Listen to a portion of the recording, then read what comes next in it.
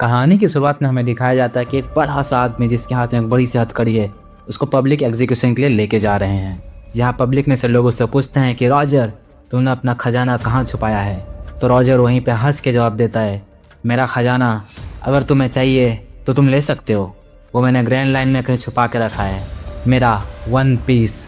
उसके बाद हम कहानी के असली टाइमलाइन में आते हैं 5 साल बाद एक विंडमिल नाम के गांव में, जहां हमें लाल बाल वाला इंसान दिखता है जिसका नाम है रेड हेयर सेंस। वैसे उसका नाम सिर्फ सेंस है, लोग उसे रेड हेयर भी बुलाते हैं क्योंकि वो एक पायरेट है। उसी विलेज में सेंस की मुलाकात होती है लूफी से, जहाँ लूफी इसको काफ़ी एडमायर करता है क्योंकि वो भी एक दिन पायरेट बनना चाहता है बिल्कुल सेंस की तरह। और वो हमेशा सेंस को बोलता है कि मुझे भी अपने टीम में ले लो, मुझे भी अपने टीम में ले लो, मैं भी तुम्हारे साथ समुद्र में घूमना चाहता हूँ। लेकिन सेंस उसे बोलता है कि नहीं, तुम ही बच्चे हो, तुम पायरेट बनने के लायक ही नहीं हो। और सेंस उसका बहुत मजाक उड़ाता है। लेकिन एक दिन बार में लूफी और सेंस और उसकी पूरी टीम बैठी होती है। उसी वक्त बार में आते हैं पहाड़ी डाकू जो कि दारू पीने आते हैं, लेकिन बार में दारू खत्म हो चुका होता है। तो सेंस अपनी दारू उसको ऑफर करता है, लेकिन वो अपना ईगो दिखा करके वो दारू सेंस के सामने ही फोड़ देता है। वेल, सेंस इसका बुरा नहीं मानता, पर लूफी को इसका काफ़ी बुरा लगता है कि सेंस ने उसको जवाब क्यों नहीं दिया, क्योंकि सेंस एक पायरेट है, काफ़ी ताकतवर इंसान है।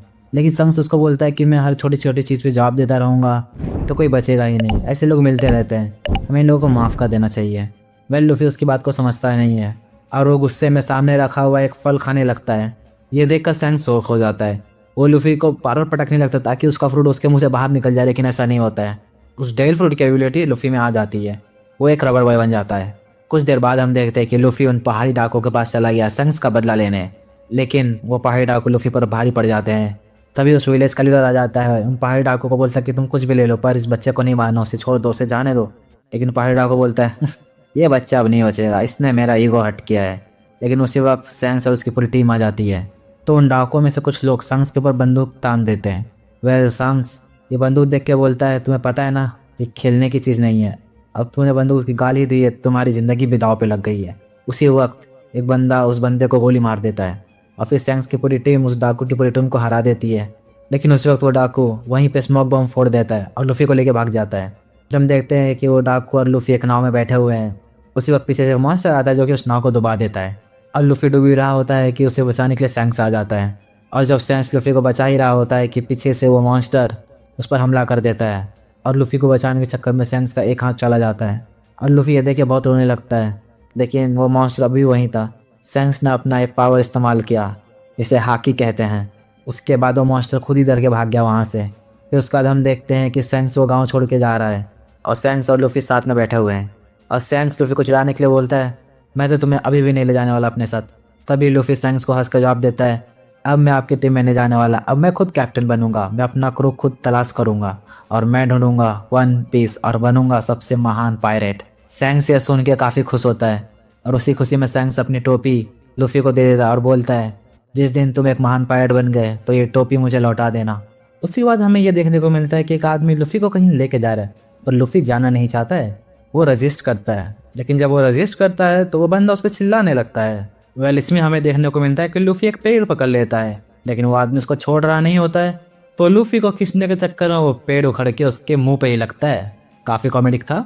लेकिन उसके बाद वो आदमी लूफी को जहाँ लेके जा रहा होता है हमें वो देखने को मिलता है एक बड़े से जंगल में एक छोटा सा घर, जहाँ फिर वो आदमी दरवाज़ा ठकठकाता है और उसमें से 3 लोग बाहर आते हैं, एक मोटी बूढ़ी आंटी और 2 चूजे। वेल, वो जो आदमी है वो उनको बोलता है कि लूफी मेरा पोता है, अब तुम्हें इसे संभालना है। तभी वो तीनों बोलते हैं, अब तुम्हारा ये बच्चा भी हम ही संभाले, इससे पहले भी तुम एक बच्चा देखे गए जिसे हम अभी तक संभाल रहे हैं, उसने हमारा जीना हराम करके रखा हुआ है। लेकिन वो आदमी बोलता है कि ये जो है ये मेरा पोता है, अब तुम्हें इसे अच्छे से रखना है। वो लोग के फटके हाथ में आ जाते, बोलते ये तुम्हारा पोता है, अब तुम्हारे पोते को भी हम पाले। और तभी हम लूफी को यहाँ वहाँ मस्ती करते हुए देख रहे होते हैं। वो 3 लोग मान नहीं रहे होते, वो बोल रहे थे कि तुम अपने पोते को अपने पास ही रखो, हमें नहीं पालना तुम्हारा पोता, ये पोता भी तुम्हारे जैसा ही होगा, ये भी हमारा जीना हराम कर देगा, नहीं नहीं नहीं तो अपने पास रखो, नहीं नहीं हमें नहीं संभालना। फिर वो बोलता है, वेल तुम्हें पता है तुम कोई नॉर्मल सिटीजन नहीं हो, तुम एक पहाड़ी डाकू हो और मैं ही तुम्हें बचा रहा हूँ इन सब चीज़ों से जिसकी वजह से तुम्हें ज़िंदगी जी पा रहे हो। अगर तुम मेरे लिए इतना भी नहीं कर पाओ तो कहो तो तुम्हारे चार्जेस में हटा कर तुम्हें जेल में डाल सकता हूँ, देख लो, या तो जेल में रहो या तो मेरे 2 बच्चों को पालो। वो लोग की और फटके हाथ में आ जाती है। फिर लोग मान जाता है कि हाँ ठीक है हम पाल लेते तुम्हारे पोते को भी। फिर वो बंदा वहाँ से चला जाता है। फिर हम देखते हैं लूफी एक रूम में जा रहा होता है, तभी कुछ गुंडे लूफी को पकड़ के उसके गले पे चाकू रख के बोलते हैं तुम्हारे पास जितने ही पैसे हैं हमें निकाल के दे दो। ये बोलते मेरे पास कोई भी पैसे नहीं है। लेकिन वो बोलते तुम्हारे माँ बाप कहाँ हैं, उन्हें बुलाओ। बोलते मेरे माँ बाप नहीं, मेरे सिर्फ एक दादाजी है, तो उनको बुलाओ। तभी लाइट ऑन हो जाता है और वो तीनों इसको बोल रहे होते हैं ये उसी का पोता है जो हमें यहाँ रहने दे रहा है। वो लोग की फट के हाथ में आ जाती है। लेकिन वो तीनों बोलते हैं खाना खाने का टाइम हो गया है। तो सब लोग वहाँ पे भूखड़ के खा रहे होते हैं। यार लूफी भी खाने की कोशिश करता है पर उसे कुछ मिलता नहीं है सिवाय एक कटोरा चावल और पानी के। और हमें देखने को मिलता है एस। वह जब लूफी जंगल में घूम रहा होता है उसी वक्त तो एक बंदा उसके मुंह पे थूक देता है। लूफी देख करके बोलता है कौन मेरे पे थूका, कौन है सामने आओ। वो जा करके देखता है कि एस बैठा हुआ है। वो उससे माफी मांगने को बोलता है लेकिन एस उसे घूर रहा होता है, कुछ बोल नहीं रहा होता। फिर एस जो है उसके सामने से चला जाता है, उससे बिल्कुल माफी भी नहीं मांगता है। फिर लूफी देखता है कि एस इतना सारा खाना खा रहा है, उससे कुछ नहीं मिलता है। वो भी आंटी से मांगता है मुझे भी कुछ खाने के लिए दे दो। लेकिन वो आंटी उसके मुंह के सामने वो खाना लाती है फिर खींच लेती है। बड़े बेशरम लोग हैं, बच्चे को खाने भी नहीं दे रहे। फिर उसके बाद वो दादी जी बोलती है लूफी को देखो तुम्हें अगर यहाँ रहना है तो तुम्हें खुद से खाना बनाना पड़ेगा, तुम्हें खुद से खाना ढूंढ के लाना पड़ेगा, तुम्हें कपड़े धोने पड़ेंगे, तुम्हें बर्तन मांजने पड़ेंगे, तुम्हें बाहर जाकर डाका डालना होगा, तुम्हें किसी को मारना भी होगा, तुम्हें मारना होगा, क्योंकि हमारे यहाँ लोग जिंदगी ऐसे ही जीते हैं। वेल लूफी कुछ सुन नहीं रहा होता, उसे इग्नोर कर देता है। जिस वक्त देखता है कि एस बाहर जा रहा है लूफी भी उसके पीछे चला जाता है। लेकिन वो दादी माँ बोलती है तुम्हें सुनाई नहीं दे रहा कि मैं तुम्हें क्या बोल रही हूँ। फिर दादी माँ अपने लोगों को बोलती है तो बिल्कुल ही नहीं सुन रहा मेरी। फिर लूफी एस के पीछे पीछे बाहर चला जाता है और वो एस को बोलता है कि देखो मैं तुमसे बिल्कुल नाराज नहीं हूँ, मैंने तुम्हें माफ़ कर दिया। क्योंकि उसे साइंस की बातें आ जाती है कि छोटी छोटी चीज़ों पे दिमाग ख़राब नहीं करना चाहिए। बोलता है कि मुझे तुम्हारा दोस्त बनना है एस, क्या हम दोस्त बन सकते हैं। एस उसे कुछ बोलता नहीं है। वो एक पेड़ पे लात मार के पेड़ तोड़ के नीचे फेंक देता है। लूफी की हालत पतली, वो भागने लगता है और सीधा दीवार से टकरा जाता है। फिर एस आगे जाने लगता है आराम से, लेकिन फिर वो पीछे मुड़ के देखता है फिर लूफी उसके पीछे आ रहा है। इस बार उसे बहुत गुस्सा आता है, वो लूफी को ब्रिज से ही नीचे फेंक देता है।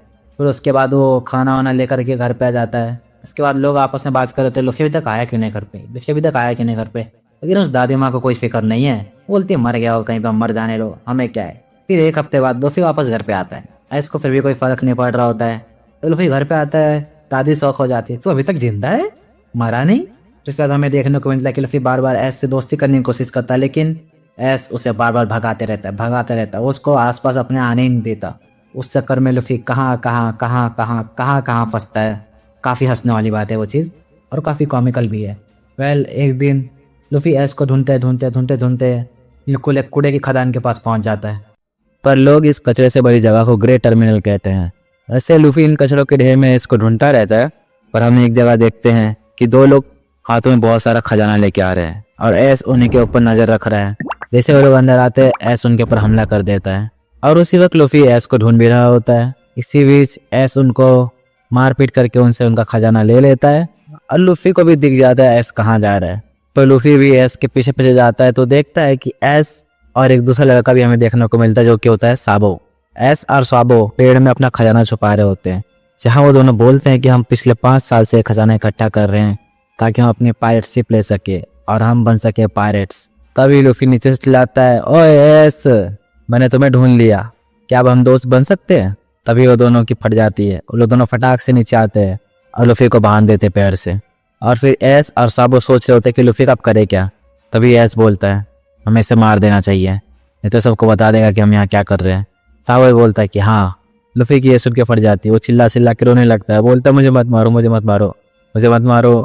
और जब लूफी चिल्ला रहा होता है तब एस और साबो की फट जाती है, बोलती है कुछ ज़्यादा चिल्ला रहा है, साबो इसे मार दे तू। साबो बोलता है एस तू इसे मार, मैंने आज तक किसी को नहीं मारा। फिर एस बोलता है साबो को मैंने भी किसी को नहीं मारा, तू मार। तभी उस वक्त एस ने जिन लोगों को लूटा होता है वो लोग का बॉस आता है उन्हें ढूंढने के लिए, क्योंकि ये लोग भी एक पायरेट है।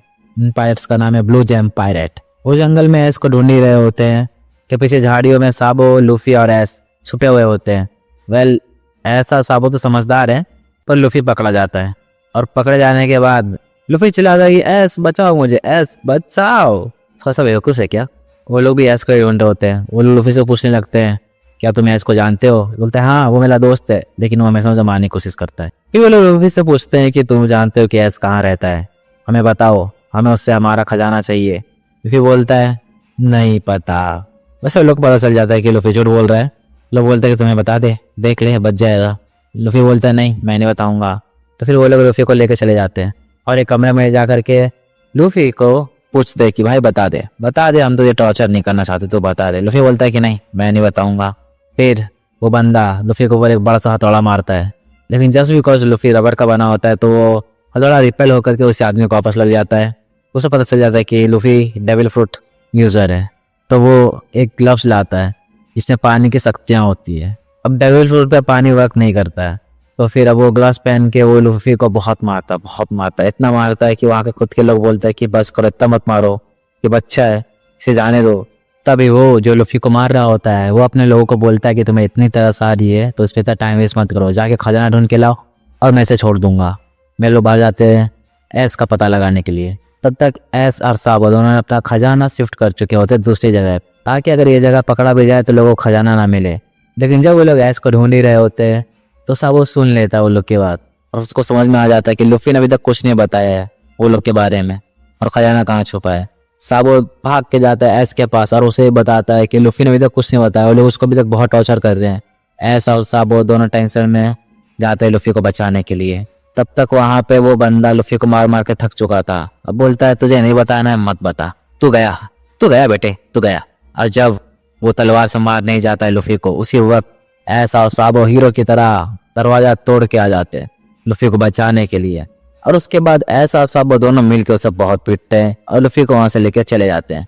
और फिर हमें देखने को मिलता है कि वैसे वो लोग भी उसे मार मार के काफी जख्मी हो गए, तो वो लोग अपने आप को बैंडेज करते हैं और लूफी अभी तक रो रहा होता है। वो एस को काफी अनॉय करता है कि वो इतना क्यों रो रहा है। वो चिल्ला के बोलता है चुप हो जाओ, तो चुप हो जाता है। और फिर एस लूफी से पूछता है तुमने बताया क्यों नहीं, इतना मार खाने की जरूरत क्या थी। हाँ, लूफी बोलता है अगर मैं बता देता तो फिर तुम मेरे कभी दोस्त नहीं बनते। तो फिर एस बोलता है तो क्या हो जाता है, इससे क्या हो जाता अगर मैं तुम्हारा दोस्त नहीं बनता तो। लूफी बोलता है एस को कि मार खाना उतना पेनफुल नहीं है जितना हमेशा अकेले रहना है। मैं नहीं चाहता था अकेला रहना कभी, मैं चाहता हूँ तुम मेरे दोस्त बनो। तब एस लूफी से पूछता है क्या तुम चाहते हो कि मैं जीऊँ, क्या लूफी तुम्हारे लिए मेरी इतनी अहमियत है। फिर अगर तुम्हें पता नहीं है ये तीनों ऑर्फन है, दे डोंट नो कि पेरेंट्स क्या होते हैं। और जब लूफी ने अपनी बॉन्डिंग दिखाई एस को तो फिर एस ने लूफी पर ट्रस्ट करना शुरू कर दिया और वो तीनों वेल नाम के लिए एटलीस्ट दोस्त बन गए। और दूसरी तरफ जहाँ एस ने वो लोग को पीटा था उसके पायलट के कैप्टन को सब बात पता चल जाती है। वो वहाँ जाता है और उसे गोली से मार देता है जो एस से पीटा गया, और अपने लोगों को ऑर्डर देता है कि जाओ एस को ढूंढ कर लाओ वरना तुम्हारा भी यही हाल होगा। और इस तरफ एस साबो और लूफी, वेल लूफी को छोड़ो, यहाँ पे एस और साबो ही समझदार है। वो लोग को समझ में आ जाता है कि अब यहाँ पर रहना खतरे से खाली नहीं है, तो साबो लूफी और एस के साथ वही जंगलों वाले घरों में चले जाता है रहने के लिए ताकि वो बचा रहे। लेकिन वहाँ पे लोगों को पता चल जाता है कि यहाँ पे 3 बच्चे रह रहे हैं और वो दादी जी मानती नहीं है, लेकिन साबो मना लेता है। That guy was a sweet talk. और फिर वो दादी जी को बोलता है कोई बात नहीं हम खाना लेके आएंगे, बाकी ये काम आप लोग कर लो। अब मुझे पता है कि आप हमेशा बातों को मान लेती हो, भले ही कितना बताओ कि तुम नहीं मानना चाहती हो। दादी मान लेती है, बोलते कि हाँ तुम रह सकते हो लेकिन खाना का इंतजाम सिर्फ तुम लोग को ही करना होगा। वो लोग भी हाँ मान लेते और फिर चले जाते हैं बाहर खाना ढूंढने के लिए। लेकिन दादी जी लूफी को बुलाते कि घर का काम तुम्हें ही करना है लूफी। वो दादी को चिढ़ा के भाग जाता है, बोलता है कि नहीं कर रहा मैं। वो तीनों आराम से जंगल में भागते हुए जाते हैं और एक पहाड़ी के नीचे आराम से बैठ करके मछली पकड़ के खाते हैं। तभी लूफी साबो और एस को कूल बनने के लिए बताता है कि मेरे पास एक पावर है, रबर की पावर। वेल जब लूफी ऐसा साबो को अपनी पावर दिखा रहा होता है तो फिर ऐसा साबो उसके साथ खेलना शुरू कर देते हैं। बाय द वे खेलते खेलते लूफी चला जाता है पानी में और उसे मगरमच्छ खा लेता है। तो साबो और एस दोनों मगरमच्छ के मुंह में डंडा करके लूफी को बाहर निकाल लेते हैं और फिर वो तीनों उसी मगरमच्छ को ले जाते हैं घर में डिनर में खाने के लिए। फिर साबो को आइडिया आता है कि चलो जाकर देख कर आते हैं कि वहाँ क्या हाल है, लोग हमें खोज रहे हैं या नहीं। तो लोग जैसे जाते वैसे पकड़े जाते हैं। तो फिर वो लोग भाग के जंगल में आ जाते हैं और मगरमच्छ को निकल के चले जाते हैं घर में खाने के लिए। फिर हम एक अच्छी सी डिनर पार्टी देख रहे होते हैं। वेल पूरा कचरा कचरा हो जाता है। फिर ये तीनों भाई मिलके नहा रहे होते हैं और नहाने से आने के बाद जो जगह साफ हुआ था उसे वापस से गंदा कर देते हैं।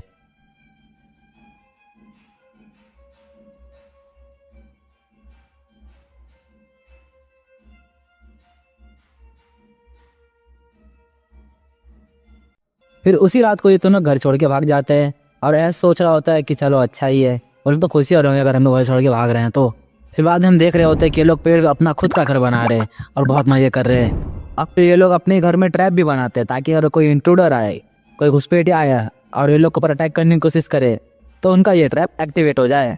और जब ये बात दादी जी को पता चलता है कि ये तीनों घर छोड़ के भाग गए, पहले तो ऐसा दिखाते उनको कोई फर्क नहीं पड़ रहा है, लेकिन फिर वो अपने सारे बंदों को काम पे लगा देती है और जाके बोलती है कि उन तीनों को ढूंढ के लेके आओ। फिर उन्हीं में से एक बंदा बता देता है आकर के कि हाँ देखो लोग यहाँ पे रह रहे हैं। फिर दादी जी जाती है उनसे मिलने के लिए। काफ़ी स्वीट सा मोमेंट होता है। वो जाती है, रूम में एंटर करती हैं, उसी वक्त ट्रैप एक्टिवेट हो जाता है और दादी जी के पेट में पड़ता है एक बड़ा सा हैमर और वो सीधा पेड़ से नीचे गिर जाती हैं और अपने कमर पे हाथ रख के बोलती है अब कुछ भी हो जाए मैं ये तीनों के पास दोबारा नहीं आने वाली। और फिर ये वापस घर चले जाती है। फिर अगले दिन ये तीनों दोस्त तो जाते समुद्री तट पर और वहाँ अपना ड्रीम शेयर करते एक दूसरे को। सावो बताता है कि उसे पूरी दुनिया में घूम करके एक किताब लिखनी है और ऐस बताता है कि मेरे साथ कुछ भी हो जाए, कोई कितना ही मुझे बदनाम करने की कोशिश करे, लेकिन मैं अपना नाम बना कर रहूँगा। और फिर हमें सुनने को मिलता है लूफी का ड्रीम जो कि म्यूट कर दिया जाता है, पता नहीं क्यों, शायद ये एक मिस्ट्री है। तो उसके बाद हम देखते हैं कि ये तीनों दोस्त तो जाते हैं एक उसी के बाद हम देखते हैं कि ये तीनों दोस्त तो जाते हैं भालू पे अटैक करने के लिए, लेकिन वो लोग पे ही भारी पड़ जाता है। फिर ये लोग तीनों जान बचाकर भाग रहे होते हैं भालू से। तभी एक बंदा आता है जिसका नाम नागोरी होता है, वो इन तीनों को भालू से बचाता है।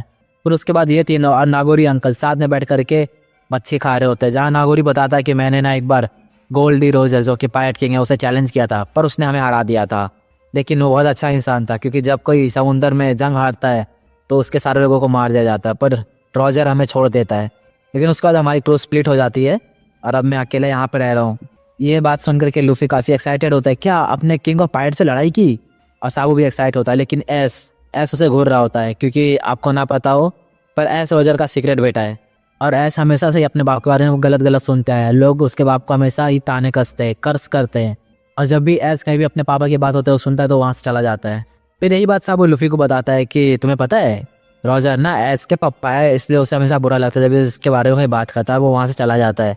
और साबू बोलता है लूफी को कि तुम इस बात को सीक्रेट रखना, उसके सामने मत बोलना तो हमें बहुत पीटेगा। फिर वो लोग रूम में एंटर करते हैं जहाँ साबू एस को बोलता है कि और एस क्या कर रहे हो?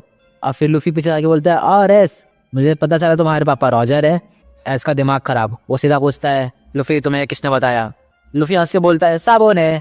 फिर एस साबो और लूफी दोनों को पीटता है, बहुत पीटता है और फिर इन तीनों के बीच झगड़ा होता है और झगड़े में जो घर होता है वो टूट जाता है। फिर ये तीनों मिल करके जाते हैं ग्रेलैंड में वही कबाड़ी खाना। फिर वहाँ से लोग सामान उठाते हैं ताकि अपना घर वापस से बना सके, लेकिन उसी वक्त ब्लू जैम के लोग इन्हें पकड़ लेते हैं और उसी वक्त हमें पता चलता है कि जो साबो है वो ऑर्फन नहीं है, उसके माता पिता जिंदा है और साबो एक नोबल फैमिली से बिलोंग करता है, यानी एक अच्छे खासे अमीर खानदान से। और उसका बाप साबो को बोलता है कि अगर तुम्हें अपने दोस्तों को बचाना है तो हमारे साथ घर वापस आ जाओ और मैं इन्हें छुड़वा दूंगा। साबो ये सुन करके कॉम्प्रोमाइज़ कर लेता है और अपने पापा के साथ घर पर चला जाता है। और यहाँ ब्लू जैम पायरेट्स के लोग ऐस से पूछते हैं कि तूने खजाना कहाँ छुपा के रखा है, जल्दी बता दे हम लोग को। लेकिन ऐस नहीं बताता है और लूफी भी ऐस का साथ देता है। फिर थक जाते तो लोग बोलते हैं कि एक काम करो बच्चों, ये जो तुम लोग एक्सप्लोजिव देख रहे हो इसे तुम्हें वहाँ रखना जहाँ मैं तुम्हें बता रहा हूँ, तभी मैं तुम्हें जाने दूंगा, वरना मैं तुम्हें जाने नहीं दूंगा। यहाँ दूसरी तरफ साबू अपने परिवार के पास वापस आ जाता है, लेकिन उसे अच्छा नहीं लग रहा होता क्योंकि उसके परिवार वाले हमेशा उसे कंपेयर करते हैं। बोलते हैं कि तुम्हें हमारे लिए पढ़ाई करनी है, तुम्हें हमारे लिए किसी रॉयल घर में ही शादी करनी होगी ताकि हमारा ओहदा और बढ़ सके। लेकिन साबू को बिल्कुल अच्छा नहीं लगता क्योंकि उसे गुलाम बन के रहे, उसे फ्रीडम चाहिए था। तभी उसका जो सौतेला भाई होता है वो साबू को आकर के बताता है कि तुम्हें पता है क्या, जहाँ पे तुम्हारे दोस्त लोग रहते हैं वहाँ पे हम सब आग लगाने वाले, क्योंकि कुछ ही दिनों में सेलेस्टियल ड्रैगन आने वाला है ये जगह को ऑब्जर्व करने के लिए, और हम नहीं चाहते कोई भी कूड़ा कचरा हमारे शहर में रहे। और वेल ये काफ़ी रियल वर्ड से एंगेज करता है, जहाँ एक सरकार दूसरे सरकार को खुश करने के लिए अपने घर की यानी अपनी ज़मीन की गरीबी को छुपाने की कोशिश करती है ताकि वो खुद को ऊंचा दिखा सके। वेल सेम यहाँ पे भी होता है, तो जगह कूड़े वाला रहता है वहाँ पे ये लोग मिलकर पूरे आग लगा देते हैं और साबो इन चीज़ों को बचा नहीं पाता आग लगाने से। लेकिन जब साबो को पता चलता है तो जाता है लूफी और एस को आगाह करने, पर वो नहीं जा पाता है। तभी वो मिलता है एक बंदे से जिसका नाम ड्रैगन होता है। साबो उस ड्रैगन को बताता है कि ये कंट्री मुझे रहना ही नहीं है, ये कंट्री बहुत बेकार है, मुझे यहाँ से जाना है। और ड्रैगन ये बात सुन के काफ़ी इमोशनल हो जाता है, फिर वो उसकी पट्टी करके वहीं पे छोड़ देता है और वहाँ से चला जाता है। और जहाँ इस जगह पर आग लग रही होती है वहीं पे ड्रैगन और उसकी पूरी टीम आती है और वो लोग को बोलती है अगर तुम्हें सही में आज़ादी चाहिए तो तुम ये जगह छोड़ो और मेरे साथ आ जाओ, हम एक नया सिस्टम बनाएंगे जहाँ हम सब लोग मिल के रह सके। फिर वो लोग जो रहते हैं वो ड्रैगन का साथ देते हैं और वहाँ से चले जाते हैं। तभी हमें दूसरा सीन में देखने को मिलता है कि सेलेस्टियल ड्रैगन के लोग आ जाते हैं, उनकी नाव हमें देखने को मिलती है। और यहाँ साबो दूसरी तरफ खत लिख रहा होता है एस और लूफी के लिए, ये बता रहा होता है कि मैं जा रहा हूँ समुद्र बहुत जल्दी, इसके बाद तुम लोग भी आ जाना, मैं नहीं रह सकता यहाँ पे। और फिर हम उसके अगले सीन में देखते हैं कि साबो अपनी बोट लेकर के जा रहा है सेलेस्टियल ड्रैगन के बगल से। और ये बात सेलेस्टियल ड्रैगन को अच्छी नहीं लगती कि कोई कॉमनर, कोई आम इंसान हमारे सामने से अपनी बोट लेके जा रहा है। वो लोग उसकी बोट पे हमला कर देते हैं और उसकी नाव डुबा देते हैं। वह जब तक ये सब हो रहा था ये बात लूफी और एस को नहीं पता थी कि साबो के साथ क्या क्या हुआ है उन सब के पीछे। और यहाँ पे दूसरी तरफ गरीबों की जगह पे आग अभी तक लग रही होती है। और जो ब्लू जैम पायलट है जिन्होंने आग लगाने में मदद की थी, वो भी उस आग में फंस गए होते हैं। लेकिन वो लूफी और एस को जाने नहीं देते, बोलते अगर हम मर रहे थे तुम्हें भी मरना ही होगा हमारे साथ। फिर लूफी, एस और हीरो के बीच में काफ़ी बड़ी हाथापाई होती। लेकिन जब ब्लू जैम पायलट के लोग लूफी को पीट रहे होते हैं, बहुत ज़ोर से पीट रहे होते हैं, तो एस अनकॉन्शियसली अपनी हाकी एक्टिवेट करता है, जिसकी वजह से जो कमज़ोर लोग रहते हैं वो बेहोश हो जाते हैं, लेकिन जो कैप्टन होता है वो बेहोश नहीं हो पाता है। और उसे देख के ये बहुत गुस्सा आता है। वो एस को पकड़ के पटकता है और उसको गोली मारने वाला होता है कि दादी अम्मा आकर के उसका रिवॉल्वर वहाँ से हटा देती है। और फिर दादी अम्मा और उस पायलट के बीच में एक जंग होती है और एस भी वहीं पर रुकता है, क्योंकि वो कभी भी किसी को छोड़ के भागता नहीं है। और लूफी रोते रोते रोते रोते वापस घर पे आता है और वो तभी भी रो ही रहा होता है। तो उसको बाद में देखने को मिलता है कि एस और दादी जी दोनों वापस घर पर आ चुके हैं। और उसी वक्त उनमें से बंदा आकर के एस और लूफी को बताता है कि साबो अब नहीं रहा, उसके नाव को सेलेस्टियल ड्रैगन के नाव ने उड़ा दिया। पहले तो वो लोग को यकीन नहीं होता है। फिर साबो का लेटर आता है कि जहाँ वो बताता है कि दोस्तों मैं जा रहा हूँ अभी पायलट बनने, इस समुंदर की सफ़र को शुरू करने, मैं नहीं रह सकता इस शहर में और मैं जा रहा हूँ, तुम लोग अपना ख्याल रखना, तुम लोग भी समुद्र में ज़रूर आना, मैं तुम्हारा इंतज़ार करूँगा। तभी लूफी इन सब चीज़ों को सह नहीं पाता है और वो लगातार रोने लगता है। और एस भी गुस्से में आ जाता है। वो जाता है सेलेस्टियल ड्रैगन को मारने के लिए, लेकिन दादी जी उसको रोक लेती है। बोलते कि तुम अभी इतने स्ट्रांग नहीं हो कि तुम उनका कुछ बिगाड़ पाओ, पहले स्ट्रांग हो जाओ फिर ही कुछ करना। और एस को पेड़ से बांध देती हैं और लूफी रोते रहता है, कंटिन्यूसली रोता रहता है। फिर कुछ दिनों बाद एस को होश आता है, वो थोड़ा शांत हो जाता है। फिर एस और लूफी का हम एक सीन देखते हैं पहाड़ी तट पर, जहाँ लूफी अभी भी रो रहा है अपना सर नीचे करके। और एस उसको बोलता है तुम कब तक रोते रहोगे लूफी। फिर लूफी रोते रोते एस को बोलता है एस तुम मत मरना, मैं सह नहीं पाऊंगा अब दोबारा किसी और का जाना। एस बोलता पागल है क्या, मैं नहीं मरने वाला, अपना नाम बनाने से पहले तो बिल्कुल भी नहीं। फिर ये लोग दोनों साथ में प्रैक्टिस करते हैं और जब एस 16 साल का होता है वो निकल जाता है पायलट बनने के लिए। और उसी के 3 साल बाद लूफी भी निकल जाता है पायलट बनने के लिए। लेकिन वो जो मॉन्स्टर है जिसने सैंक्स का हाथ खाया था वो लूफी के सामने वापस आता है और लूफी एक जोर का पंच लगाता है और वो जो मॉन्स्टर है वो एक ही बार में ढेर हो जाता है।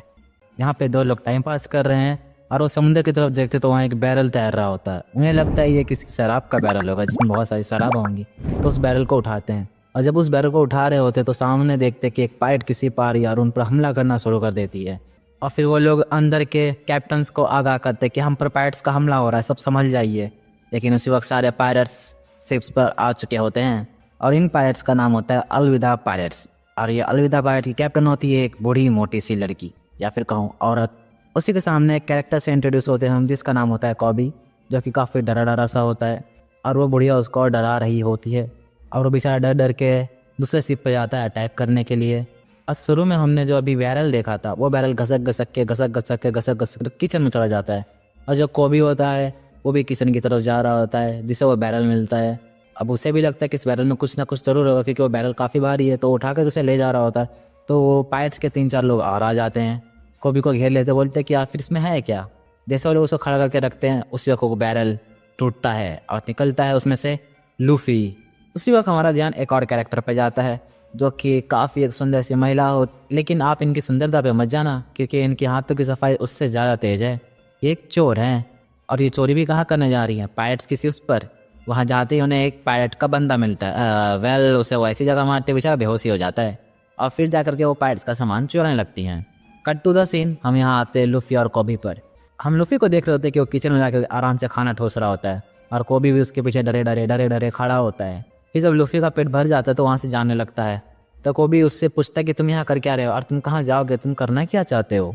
लूफी बोलता है कि मैं बनना चाहता हूँ king of the pirates. Cobie shock हो जाता है, बोलता है किंग ऑफ द पायरेट्स, तुम्हें पता भी उसे किसी कहते हैं, जिसके पास सारा खजाना हो, जिसने वन पीस एक्वायर किया हो, वही बनता है किंग ऑफ पायरेट। लूफी बोलता है हाँ। फिर कॉबी ऑर्डर जाता है, बोलता है कि ऐसा हो ही नहीं सकता, तुम जानते भी कितने लोग वन पीस के लिए जा रहे हैं। बोलता है इससे कोई फ़र्क नहीं पड़ता, मैं किंग ऑफ पायरेट बनूँ या ना बने, पर मैं कोशिश करना चाहता हूँ। कॉबी लूफी की ये बात सुन के काफ़ी मोटिवेट होता है। वो भी लूफी से अपना ड्रीम शेयर करता है कि वो भी मरीन बनना चाहता है, लेकिन वो यहाँ गलती से फंस गया है। वो एक दिन मच्छी की जहाज़ समझ करके वो जहाज़ पर बैठा था, लेकिन उसे नहीं पता था कि एक पायलट की जहाज़ है। वेल लूफी सुन के काफ़ी हंसता है। कॉबी भी बोलता है कि हंस लो लूफी साहब हंस लो, मेरी किस्मत ही ऐसी चल रही है फिलहाल तो। तभी उसी वक्त ऊपर से कोई छत तोड़ के नीचे गिरता है। वो वही होती है बदसूरत बुढ़िया। फिर वो अलविदा लूफी को पॉइंट आउट करके बोलती है इस पूरे समुंदर में और ये सारे जहां में सबसे खूबसूरत कौन है। लूफी बोलता है कॉबी से ये बदसूरत बुढ़िया है कौन। सब लोग शॉक हो जाते हैं। वह लुफी वो तो अलविदा लुफी पर हमला करने वाली होती है। तभी लुफी कोबी को लेकर के छत के ऊपर चला जाता है और वहाँ जा कर के उन पायरेट्स के लोगों से अच्छी खासी लड़ाई करता है। वेल जब सब लोग मिल करके लुफी को मारने लगते हैं तो लुफी इधर उधर भागने लगता है। फिर अचानक से वो अपना हाथ एक डंडे में फंसाता है और दूर तक भागता है, लेकिन उसका हाथ वहीं रहता है।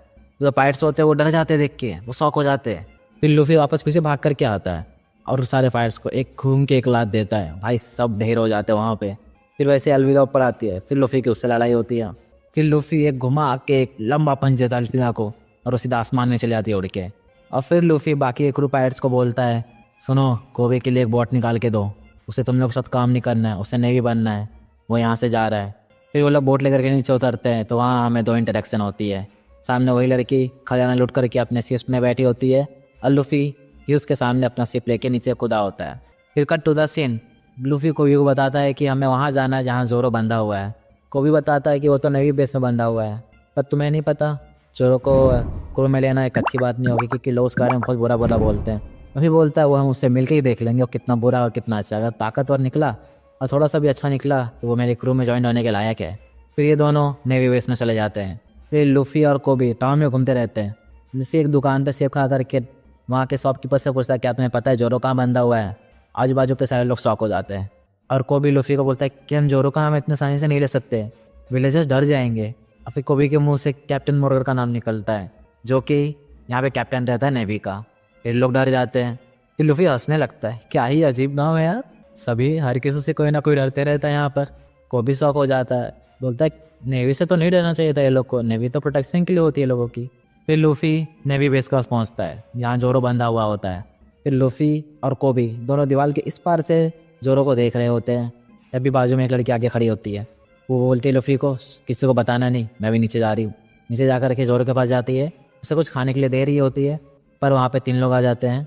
बीच में जो एक रहता है वो हेलमेपो रहता है और आजू बाजू उसके रहते वो नेवी वाले रहते हैं। वैसे हेलमेपो कैप्टन मॉर्गन का बेटा है और वो आकर के जोरो को टीज कर रहा होता है, उसको बुली कर रहा होता है और वो उस बच्चे के हाथ से ओनिगिरी भी लेकर के खा लेता है। वेल ओनिगिरी काफ़ी मीठा होता है तो वो उसे थूक देता है और नीचे उस पर लात मारने लगता है और नेवी को कमांड करता है कि इस बच्चे को यहाँ से उठा के सीधा फेंक दो। वेल नेवी का बंदा थोड़ा हिचकिचाता है और उसे ऑटो मारना ही होता है। तो नेवी वाला बच्चे को इंस्ट्रक्ट करता है कि अपनी बॉडी को रोल करो, इससे तुम्हें चोट कम लगेगी। और फिर उसे वो फेंकता है, लेकिन लुफी उसे कैच कर लेता है, उसे चोट भी ज़्यादा नहीं लगती।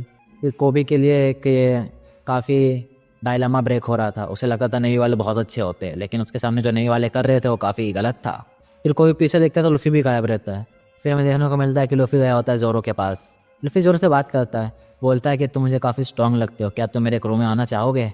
जोरो बोलता है पागल वागल हो क्या, यहाँ से चले जाओ तो। वेल फिलहाल के लिए लुफी वहाँ से चला जाता है। फिर लुफी कोबी और वो बच्ची मिल के साथ में बात कर रहे होते हैं। तभी हमें पता चलता है कि जोरो को क्यों वहाँ पे बांध करके रखा गया है। लेकिन वो हेलमेपो अपना पेट लेकर के बाज़ार में घूम रहा था और वही पेट जो बच्ची है जो उसका रेस्टोरेंट है वहाँ पे घुस जाता है और खाना बर्बाद करने लगता है। लेकिन जोरो को गुस्सा आता है, वो सीधा पेट के मुंह पे एक घुसा मार कर देता है और वो पेट वहीं पे बेहोश हो जाता है और वो हेलमेपो को भी मारता है। लेकिन हेलमेपो जोरो को थ्रेट करता है, तुम बस 1 महीना रह लो मेरे संकुल में, फिर मैं तुम्हें माफ़ कर दूंगा, तुम्हें जाने दूंगा और मैं इन बच्चियों को भी कुछ नहीं करूँगा। जस्ट बिकॉज वो बच्ची को जाने के लिए जोरो ये पनिशमेंट में अग्री होता है। लुफी ये जान के खुश होता है कि चलो मैं एक अच्छे बंदे को अपने क्रू में लेने वाला हूँ। फिर लुफी कोबी और वो बच्चे दोनों रेस्टोरेंट में जा रहे होते हैं जहाँ उसकी माँ काम करती है उस बच्चे की। वहाँ पे हेलमेपो बैठा रहता है, बोलता है आज मैं सारा खाना फ्री में खाऊंगा और तुम्हें वो देना पड़ेगा। और फिर वो हंसते हंसते बोलता है मैं जोर से बोर हो गया हूँ, क्यों ना हम उसे कल उड़ा ही दे। वेल लुफी को ये सुन के काफ़ी गुस्सा और वो हेलमेपो के मुंह पे सीधा एक पंच ही देता है। वो बच्चे की तरह रोने लगता है, बोलता है मैं अपने पापा को बताऊँगा, तुम्हें एग्जीक्यूट करवाऊँगा। लुफी को इससे कोई फ़र्क नहीं पड़ रहा होता है, वो सीधा जाता है जोरो के पास और लुफी जोरो के पास जाकर बोलता है वेल यू नो मैंने ठान लिया अब तुम मेरे क्रू में आओगे। जोरो बोलता है अपने से डिसीजन मत बना बच्चे। फिर लुफी जोरो के लिए एक शर्त रखता है, अगर मैं तुम्हारी तलवार ला के दूँ तुम्हें मेरी टीम में आना ही पड़ेगा और अब मैं जा रहा तुम्हारी तलवार लाने। फिर वो दूसरी डायरेक्शन की तरफ भागने लगता है। जोरो से हो जाता है वो डायरेक्शन सही नहीं है, यहाँ पे है बेस। तो जोरो को सॉरी वर्क कर जाते हैं वहाँ पे बेस पर और फिर हम देख रहे होते हैं बेस के ऊपर कैप्टन मॉर्गन और बाकी नेवी के लोग कैप्टन मॉर्गन की मुठ चुरा रहे होते हैं और लुफी नीचे आराम से चल रहा होता है। उसे पता नहीं चलता उसे जाना कहाँ पे है और उसी वक्त हेलमेपो भी कैप्टन मॉर्गन के साथ ऊपर ही रहता है और लुफी ढूंढ रहा होता है हेलमेपो को। एक क्योसी ने उसकी तलवार ली है तो अपने पावर का यूज़ करके सीधा बिल्डिंग के टॉप पर जाता है और फिर वो कुछ ज़्यादा ऊपर जा रहा होता है तो वो मूर्ति की रस्सी पकड़ लेता है जिसकी वजह से मूर्ति का बैलेंस बिगड़ता है और मूर्ति आधा टूट कर नीचे गिर जाती है। वेल लूफी ये देख के कैप्टन मॉर्गन को सॉरी बोल के निकलता है। नहीं तो हेलमप्पा भी सामने है, वो हेलमप्पा को ही लेके निकल लेता है ये पूछने के लिए कि तलवार कहाँ है। फिर वो हेलमप्पा के रूम में जाता है उसे लेकर के, वहाँ से स्वॉर्ड्स लेता है। तब तक वो हेलमप्पा बेहोश हो चुका होता है। वो स्वॉर्ड लेकर के खिड़की से नीचे कूद जाता है और देखता है कि कोबी वहाँ पे जोरो को आज़ाद करने की कोशिश कर रहा है, पर जो नेवी के लोग हैं वो जोरो और कोबी पे गोली चलाने वाले हैं। लूफी सामने आता है, उन दोनों को बचा लेता है और फिर वो जोरो को आज़ाद करता है। फिर जोरो, लूफी, नेवी और कैप्टन मॉर्गन ये चारों के बीच में अच्छी खासी फाइट होती है, जिसमें लूफी मॉर्गन को हरा देता है और जोरो और लूफी एग्रीमेंट में आ जाते हैं कि हाँ हम दोनों साथ में रहेंगे, we are a crew now. और वैसे भी कोबी अपार्ट होने ही वाला था। कोबी बोलता है कि अब तो मैं तुम्हारे साथ जा नहीं सकता, क्योंकि मुझे नेवी में भर्ती होना है। फिर ये तीनों रेस्टोरेंट में खा रहे होते हैं क्योंकि जोरो इतने दिनों से कुछ खाया नहीं होता। और उससे कट टू द सीन, वो जो लड़कियां ने शुरू में देखी थी वो नेवी बेस में होती है, वो किस चीज़ की तलाश कर रही होती है। फिर उसे एक लॉकर मिलता है, वो लॉकर को खोलती है और देखती है वहाँ पे एक मैप है। और फिर उसे पता चलता है कि जो मैप है ओक्राइन लाइन का और वो किसी कैप्टन बग्गी का है। वो मैप लेकर के वहाँ से निकल जाती है। फिर कट टू द सीन हम आते हैं जोरो, लूफी और कोबी पर। वेल उसी वक्त नेवी के लोग आ जाते हैं लूफी और जोरो को गिरफ्तार करने के लिए और पूछते हैं कि ये छोटा लड़का भी तुम्हारे साथ है क्या। वेल लूफी और जोरो वहाँ से जा ही रहे होते हैं, पर लूफी कोबी को मॉक करना शुरू कर देता है और कोबी भी मॉक को करके लूफी को मारता है। फिर दोनों के बीच में थोड़ी सी झड़प होती है। नेवी वाले समझ जाते हैं कि लोग दोनों आपस में दोस्त नहीं हैं ऑन सरफेस। और फिर लूफी और जोरो को जाने के बाद कोबी बोलता है मुझे नेवी ज्वाइन करना है, चाहे वो कोई भी काम हो, मुझे मरीन में ज्वाइन करना है, वो बर्तन ही धोना क्यों ना हो, मैं करूँगा। वो बंदा मान जाता है कि हाँ तुम ज्वाइन कर सकते हो। फिर लूफी और जोरो अपने बोट पे बैठ रहे होते हैं, जाने के लिए तैयार होते हैं। कोबी पीछे से आता है और थैंक्स करता है लूफी और जोरो को, खासकर लूफी को। फिर पीछे से पूरी नेवी टीम आती है जो लूफी और जोरो को सैल्यूट कर रही होती है, क्योंकि उन्होंने इस टाउन को कैप्टन मॉर्गन के चुंगल से आज़ाद किया था। वेल आपको मेरा नरेशन अच्छा लगा होगा तो इस वीडियो को लाइक कर देना। और ये कहानी काफ़ी लंबी है, इससे कई सारे पार्ट्स आएंगे, तो प्लीज़ मेरे चैनल के साथ बने रहना। मिलते हैं किसी नेक्स्ट वीडियो में।